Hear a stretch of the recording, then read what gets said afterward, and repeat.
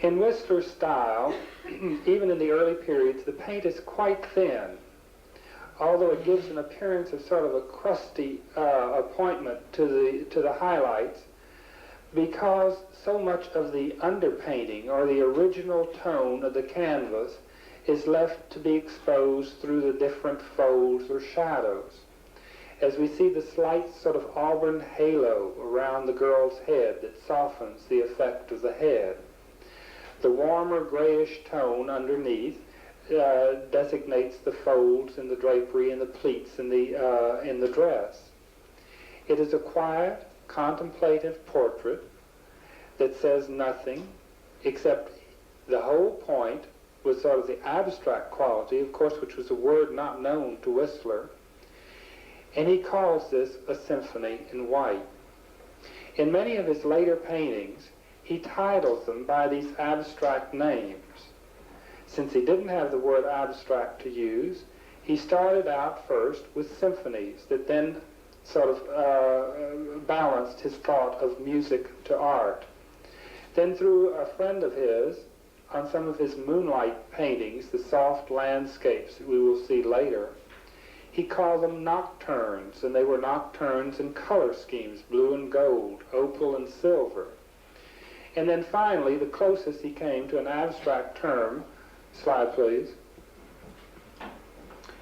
was in another portrait of Joe, which was called an arrangement in white and pink. The term arrangement is the closest he came to the abstract qualities.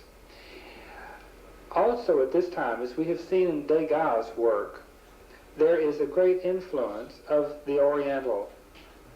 Whistler's friends and his circles were avid collectors of the blue and white Japanese porcelain that was being brought into the country. Anything that had an Oriental design to it. In fact, his paintings almost become as sort of fragile as a thin little brush drawing of an Oriental quality. The placement, the asymmetrics, bespeak something of the Impressionist painters. And again, he has Joe posed in a white dress, this time reflecting in a mirror above the fireplace or the mantel, holding a little Japanese fan. Completing the sort of pattern, or balancing the large white area of this composition, is the blue and white vase on the mantelpiece, and then jutting in from the lower ground, the pink flowers that sort of add pattern and a color note that then repeats the warmth of her hair and skin tones in the opposite part of the paintings. Slide, please. In his Japanese period, Joe poses again in an Oriental modish outfit.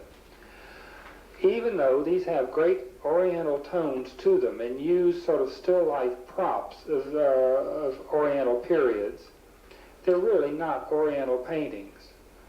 They are Western European people in compositions of the informality of the Impressionist group, posing sort of theatrically as the Japanese. It gives a richness to color that bespeaks of the Romantic movement that was strong in the middle of the 19th century. These were done in the 1870s. Slide, please. Soon after, in the 1880s, although this is an earlier painting, he met an American, Charles Freer, who was to become his most avid collector. In this painting, framed as most of them are in these fairly heavy gold frames, are in the Freer Gallery in Washington, D.C. It's a massive Oriental collection of scrolls and pottery and porcelains, along with Whistler's paintings.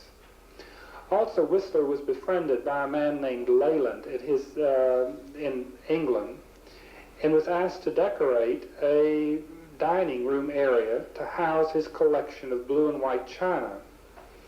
There is a larger painting that Leyland owned also at the time called The Princess of the Porcelain, and this was to be included as a piece for over the mantel within the room. Unfortunately, Leyland left on an extended trip.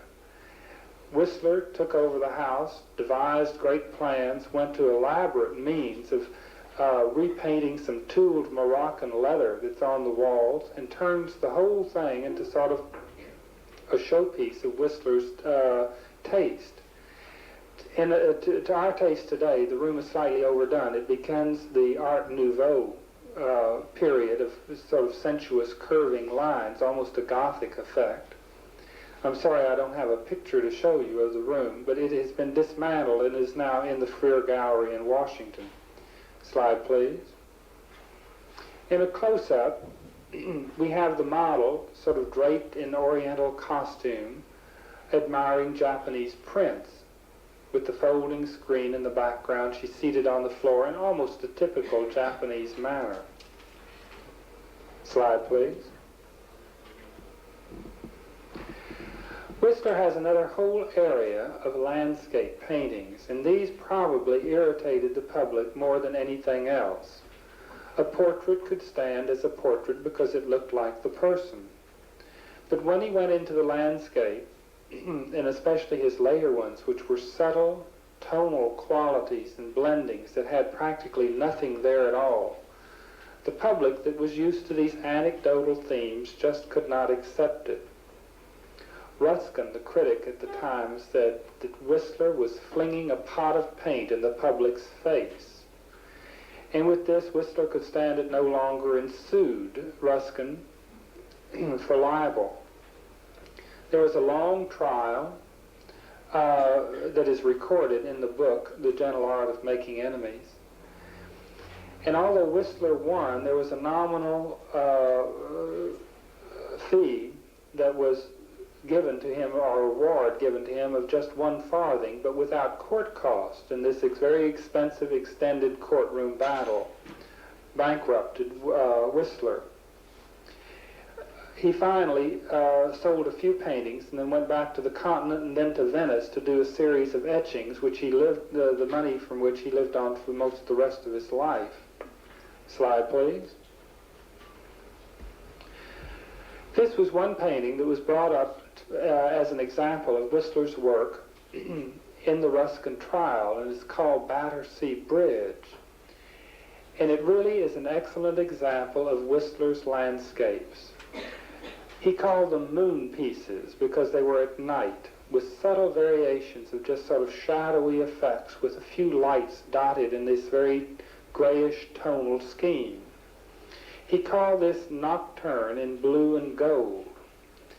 And the judge himself, who could not understand the painting, said, "What are you trying to paint? Is that a man there on that barge underneath the bridge?" And Whistler retorted in a very wry voice, "I'm glad that you could see it," which of course did not help him in the judgment of the case at all. The people could just not understand these subtle tonal qualities in the landscapes, the sort of mood or emotion pieces that he created from these soft, blurry pieces. Slide, please. Whistler was the one that cried, "Art for art's sake.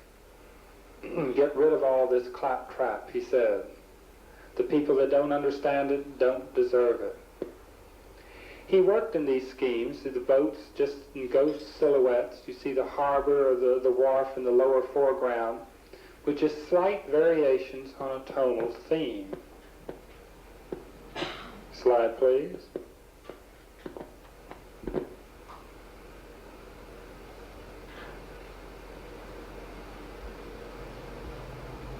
Slide, please.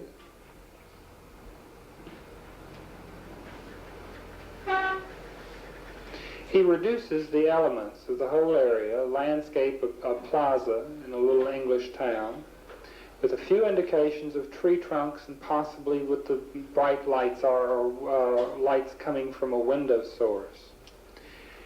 On these, the paint is very thin. Sometimes the quality is very bad in a tiny little sketch that it really, even today, by our standards, seems extremely subtle. But these are mood pieces. Slide, please.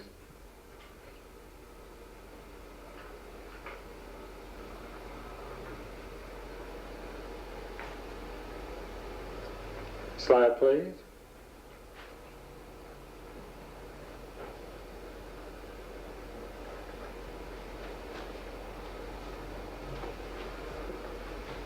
slide, please.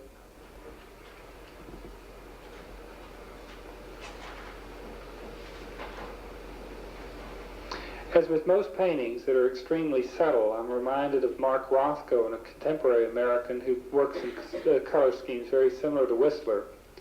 In slide reproduction, you gain nothing of the richness or the depth of the color and the transparencies. Slide, please. Whistler's fame is probably like with most of the lay public, like Leonardo da Vinci's Mona Lisa, rests with the portrait of his mother. It has been joked about. It is familiar to every person in the United States. Unfortunately, it's not even owned. It's in the United States. It belongs to the Louvre in Paris. It was one of the first of his paintings that was purchased for public collections in the 1880s when his fame was being rekindled. He doesn't call it his portrait of his mother, although she is used as the model. The correct title for this is Arrangement in Gray and Black. When Whistler started these things, he was very particular about the arrangement, about the composition. In most of his paintings, we'll analyze a little bit later on in a portrait of a little girl, are based on the perfect proportions devised by the Greeks in the Golden Mean, where they devised where one area would be in relationship of the greatest feeling of harmony to another area. In this one, if you can accept just a portrait of the mother, fine. But why has it been such a great painting? Why does it intrigue people? Why does he place her in this profile view? It's a fairly large painting. She's almost life-size. And he places her in this sort of very strict profile position of where the vertical part of her body occupies the right proportion of the painting, and then the black drape that has a very handsome pattern of sort of gold flecky lights and dark patterns occupies the left half, balancing the figure. Then the neat little framed etching is the center of interest. It's the focal point. Within this painting, we have all sorts of relationships of the same size rectangle, or the same proportion rectangle, but changed in their variety of size. The drape is approximately the same feeling in the rectangle as the floor. The little etching is repeated again in other rectangles throughout the painting. There's a strong diagonal line from the upper right-hand corner through the head of the mother, catching again at the arms, down the knees, to her feet, and out the lower left-hand corner of the painting, of where he works on these diagonals. The drape then divides the canvas evenly by her feet, that it all ties in together with a symmetry that makes for beautiful relationship of proportion. The hands are nothing but a mere notation on a very soft canvas. It's a blurry effect. The little lace handkerchief that she holds in her hands and the lace around the cuff is nothing but a few scribbles of paint. The canvas texture is easily seen through the entire painting. Slide, please. Thomas Carlyle, liked the painting of his mother, of Whistler's mother, so much that he asked Whistler to do one very similar of himself. He soon got very tired of the sittings. Whistler would wash out more than he would apply each day, and there were something like 105 sittings for this portrait. Again, Whistler uses this very stark composition of sort of geometric rectangles and squares, where the strong back line is dividing within the canvas of where the upper portion is in the proper relationship of the smaller lower portion. And then the framed pictures on the wall are again the same proportion of rectangles, but on smaller scale.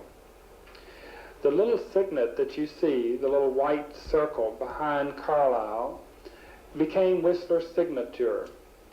In letters of attacks to critics that were published in the papers, he then would sign his name also. The W became very fanciful, and then later came to be a butterfly shape, and then the design just sort of progressed until it was no longer his signature, but almost a signet or a sign that stood. It was a butterfly with a very stinging tail that was then enclosed within the circle. This painting was done in 1872. Slide, please. This portrait's charming. It's in the Tate Gallery in London.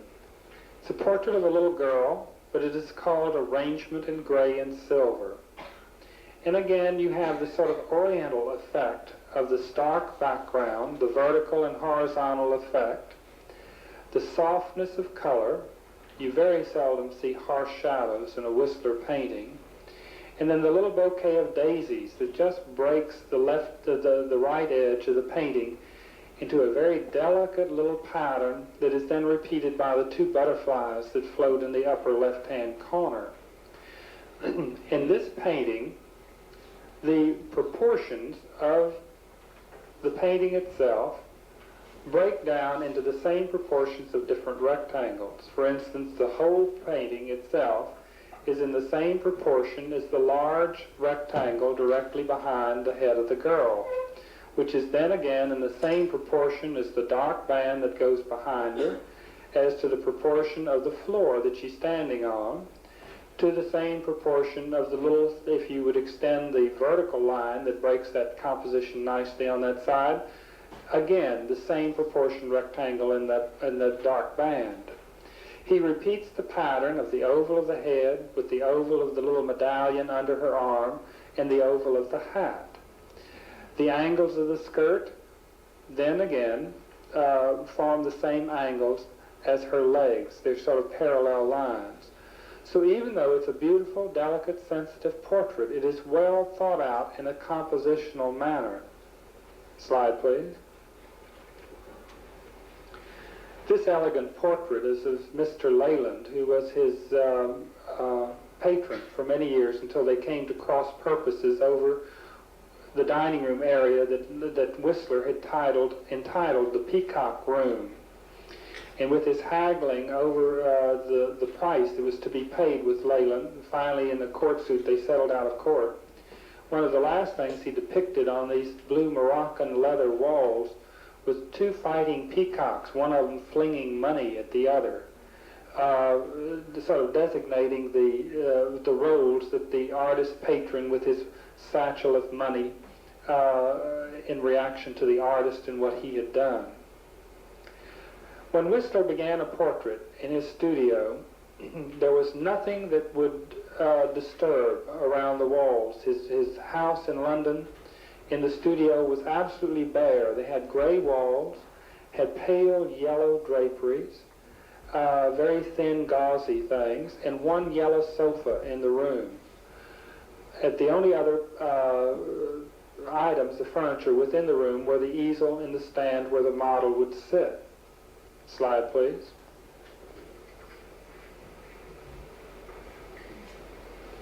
Another portrait. Most of his portraits were the full standing figure, or the full figure. He did some heads that we'll see close-ups later on. Slide, please. A little sketch of a girl.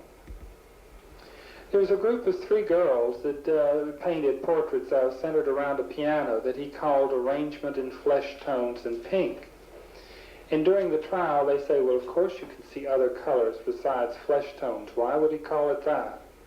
And he said, well, you don't create a symphony in F only in the key of F, only using the note of F. Slide, please.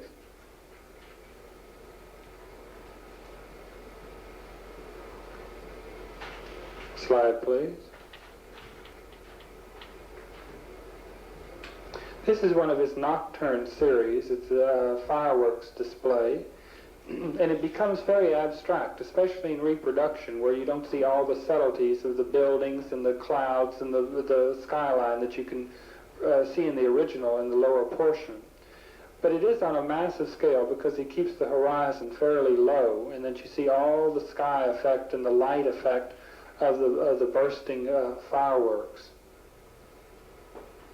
Slide, please.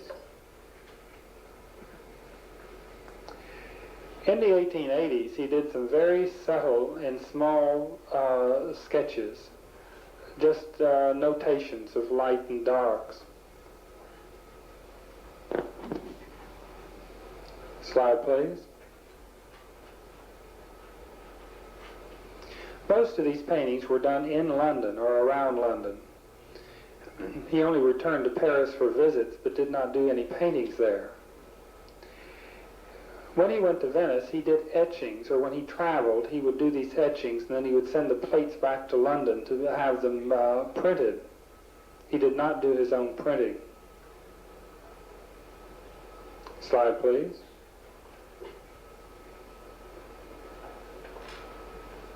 In the small scale of things, the few that I have are around 5 by 8 inches. Tiny little things. In some of these, he devised another word for these small paintings, and they were called notes, N-O-T-E-S. Notes in certain colors or variations. Slide, please.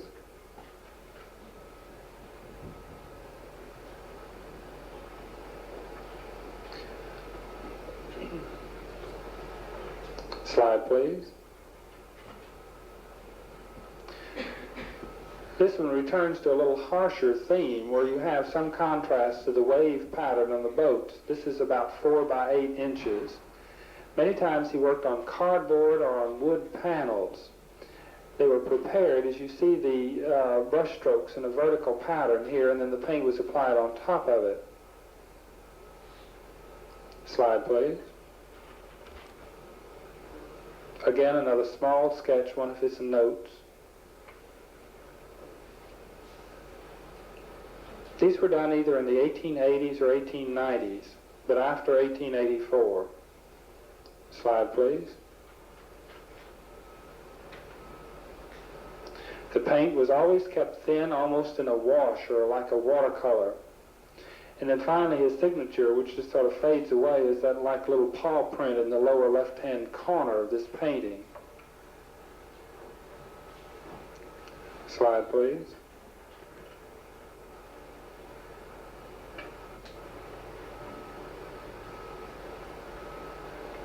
Slide, please.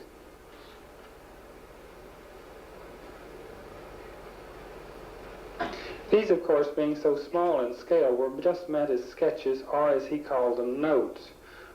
Whether they would be enlarged to final compositions, most of them have not been, so they were just things to do. Slide, please. Enlarging his vocabulary of seeing things. This one's called the White House. Slide, please.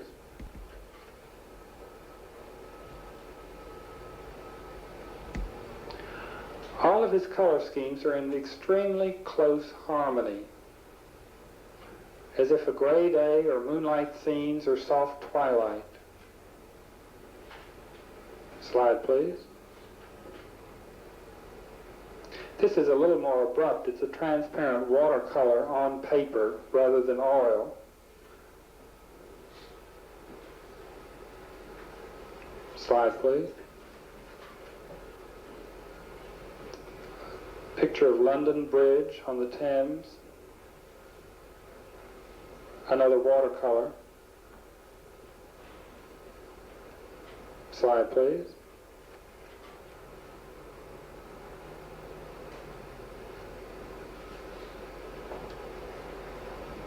Slide, please. The butcher shop. This is watercolor on a board at about 5 by 9 inches. Slide, please. For our review, we will start with the first artist that we had this semester, John Singleton Copley, C-O-P-L-E-Y.